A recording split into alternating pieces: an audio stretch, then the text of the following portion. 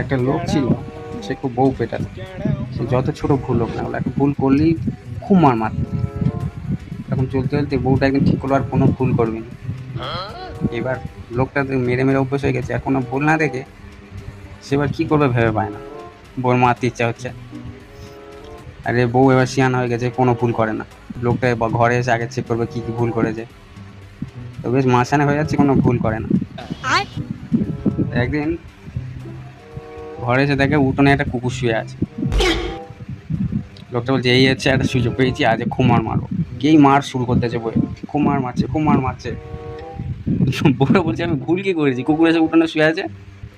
লোকটা বলছে কুকুরটা খালি মাথায় শুয়ে আছে কেন, বালিশ দিসনি কেন?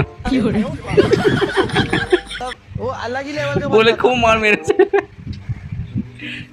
কিরম লাগলো?